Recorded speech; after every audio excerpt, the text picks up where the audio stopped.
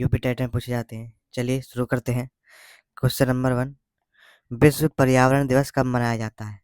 तो विश्व पर्यावरण दिवस 5 जून को मनाया जाता है। ठीक है, विश्व पर्यावरण दिवस 5 जून को मनाया जाता है। प्रथम विश्व पर्यावरण दिवस कब बनाया गया? 1973 को बनाया गया। ठीक है, चलिए दूसरे क्वेश्चन में बढ़ते हैं। एम.एस. स्वामीनाथन एक क्या थे? पत्रकार थे, कृषि वैज्ञानिक थे, पारिस्थितिक वैज्ञानिक थे या पक्षी वैज्ञानिक थे? तो एम.एस. स्वामीनाथन एक कृषि वैज्ञानिक थे। बी ऑप्शन सही है। ठीक है, तो एम.एस. स्वामीनाथन एक कृषि वैज्ञानिक थे जिनका जन्म 7 अगस्त 1925 को कुंभकोणम तमिलनाडु में हुआ था। इन्हें हरित क्रांति का जनक कहा जाता है। ये वर्ष 1972 से 1989 तक भारतीय कृषि अनुसंधान परिषद के महानिदेशक भी रहे। ठीक है, चलिए अगले क्वेश्चन में बढ़ते हैं। Wild life institute of India WII कहाँ स्थित है? तो ये है देहरादून में। भारतीय वन्यजीव संस्थान या इसे wild life institute of India कहाँ है? देहरादून में, उत्तराखंड में स्थित है। चलिए अगले क्वेश्चन बढ़ते हैं।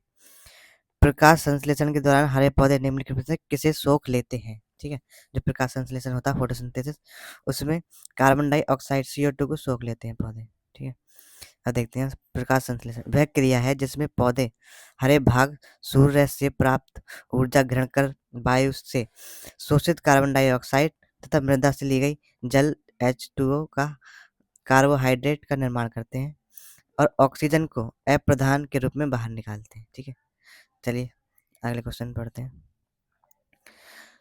अपशिष्ट उत्पादों को खाने वाले जीवों कहा जाता है। तो अपशिष्ट उत्पादों को खाने वाले जीवों को मृतक भक्षी कहते हैं। ठीक है, मृतक भक्षी परपोषी जीव हैं जो अपने भोज्य पदार्थ मृत पौधों, जंतु तथा अपशिष्ट उत्पादों से प्राप्त करते हैं।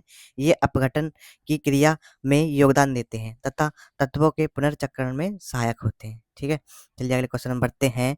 तप्त भौम जल से किस प्रकार की ऊर्जा प्राप्त होती है? तो तप्त भौम जल से किस प्रकार की भूतापीय ऊर्जा प्राप्त होती है? चलिए अगले क्वेश्चन पर। 16 घास स्थल कहाँ पाए जाते हैं? तो 16 घास स्थल पश्चिमी घाट में पाए जाते हैं। यह प्राय ऊंचाई वाले क्षेत्रों में पाए जाते हैं। ठीक है, चलिए अगला क्वेश्चन देखते हैं। भारत में पेलिकन पक्षी कहाँ प्रजनन करते हैं? पेलिकन, तो इसका राइट आंसर है उपयुक्त सभी, नेलापट्टू, कंथकुलम और कोकारे बेल्लूर। ठीक है, इन तीनों जगह पे जो पेलिकन पक्षी हैं वो अपना प्रजनन करते हैं।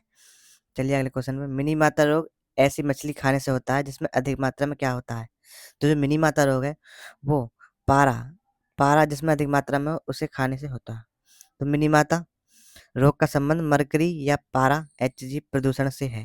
जो 1953 में सर्वप्रथम यह रोग जापान के मिनी माता की खाड़ी के निकट रहने वाले मछुआरों में देखा गया था, इसलिए इसका नाम मिनी माता रख दिया गया। इसमें होता क्या है? पारे की उच्च सांद्रता युक्त मछली खाने से बीमार हो गए थे।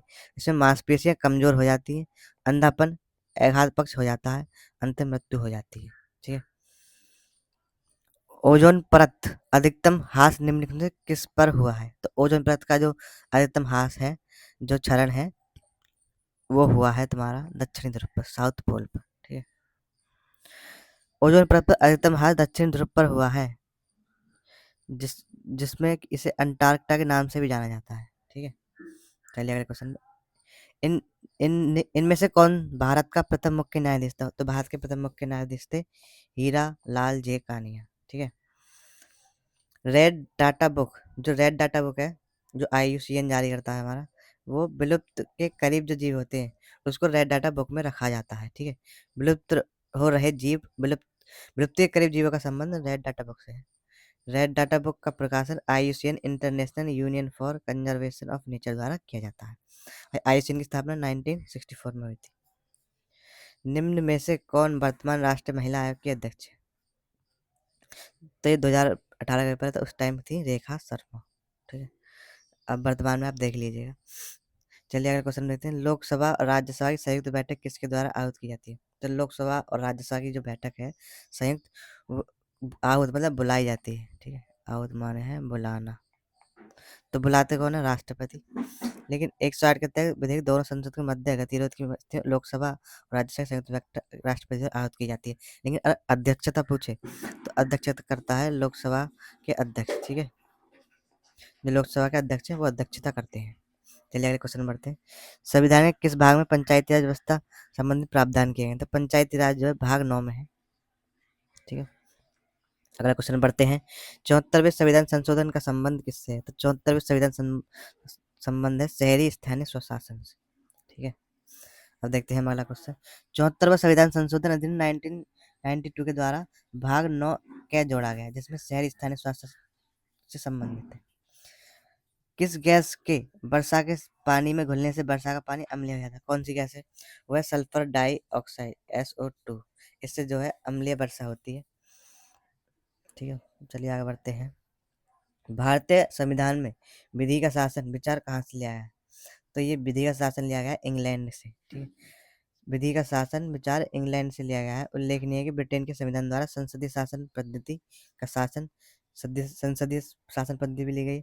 मंत्रिमंडल प्रणाली, एकल नागरिकता, द्विसदनीय प्रणाली, विधायी प्रक्रिया और संसदीय विशेषाधिकार, परमाधिकार लेख आदि उपबंध ये कहाँ से लिए गए? इंग्लैंड से ही लिए हैं।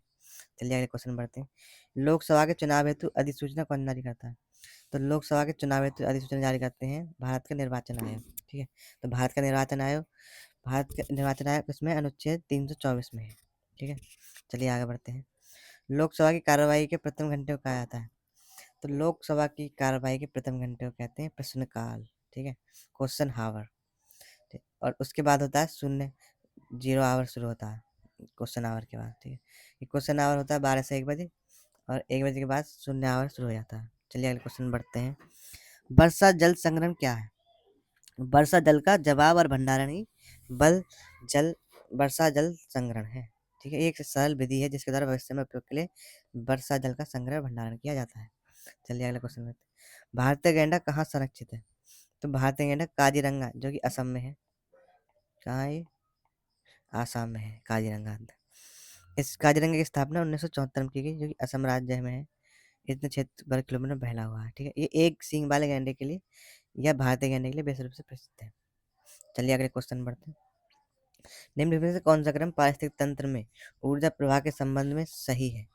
तो सबसे पहले क्या आते हैं? सबसे पहले उत्पादक आते हैं, फिर उपभोक्ता और फिर अपघटक।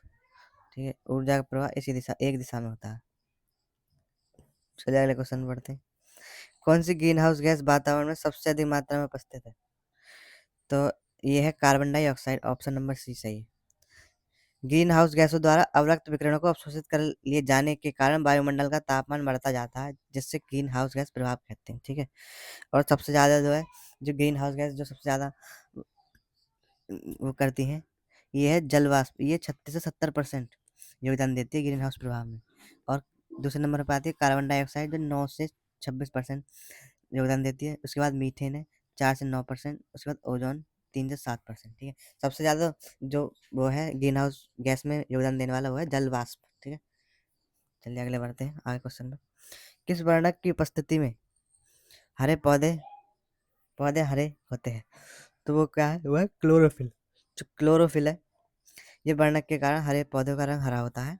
यह प्रकाश संश्लेषण के उत्तरदायी प्रमुख वर्णक है। इसका गठन carbon, hydrogen, oxygen, nitrogen, magnesium तत्वों से होता है। ठीक है, चलिए अगले क्वेश्चन पर बढ़ते हैं।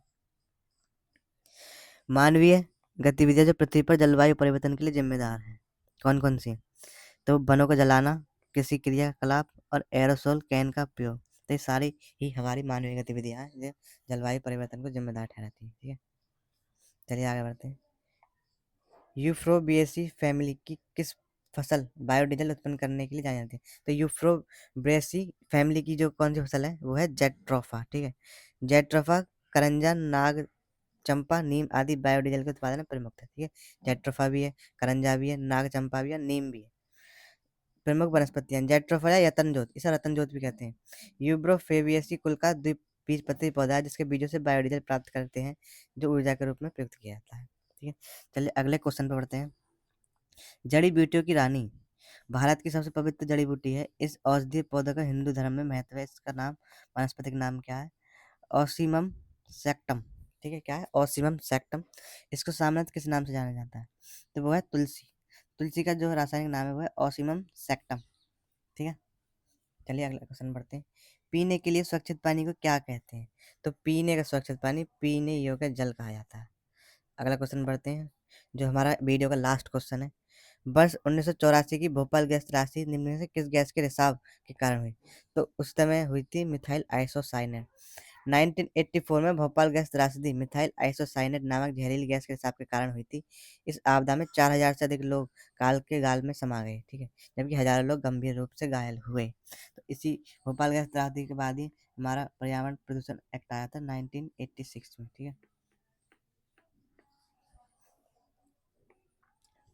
तो अब वीडियो वीडियो को यहीं पर समाप्त करते हैं। अगर आपको वीडियो पसंद आई हो तो चैनल को सब्सक्राइब कीजिएगा और वीडियो को लाइक ज़रूर कीजिएगा और प्लीज़ सपोर्ट ज़रूर करें, क्योंकि ये बहुत ही इंपॉर्टेंट क्वेश्चन है जो ये पूछे गए हैं यूपी टेट में।